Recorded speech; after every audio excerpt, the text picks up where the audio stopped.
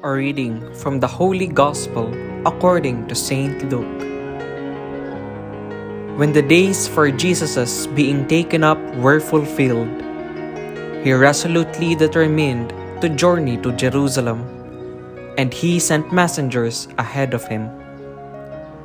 On the way, they entered a Samaritan village to prepare for his reception there, but they would not welcome him because the destination of his journey was Jerusalem.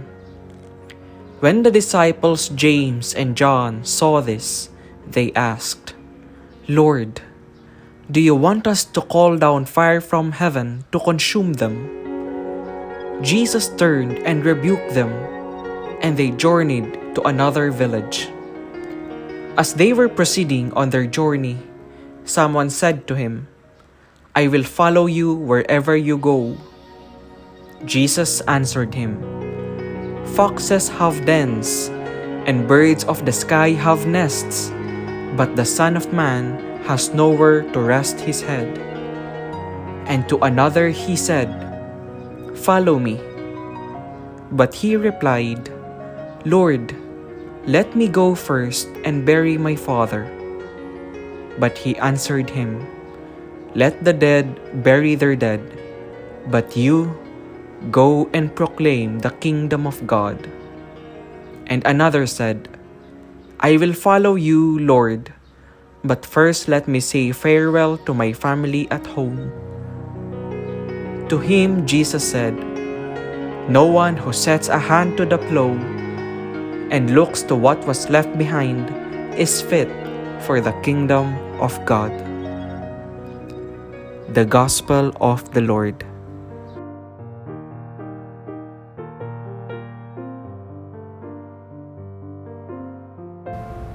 On this 13th Sunday in Ordinary Time, we are reminded of the cost of following Jesus.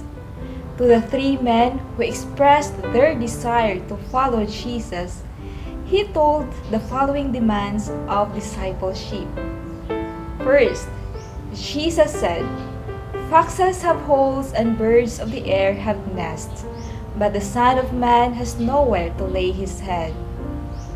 A follower of Jesus will experience what the Master has experienced.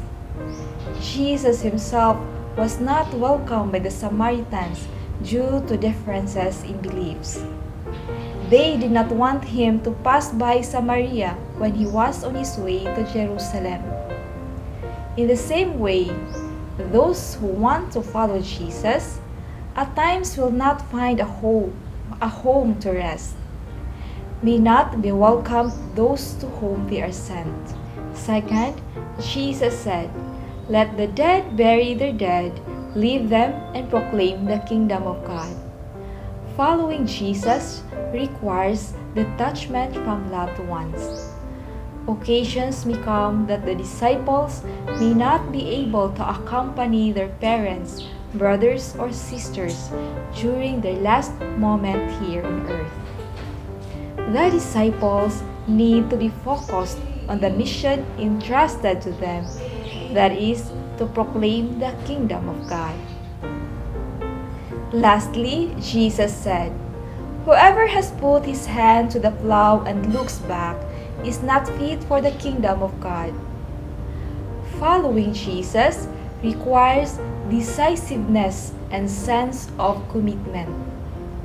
When one decides to follow Jesus, he or she should not look back, but should look on the same direction with Jesus towards the fulfillment of the kingdom of God in heaven and on earth.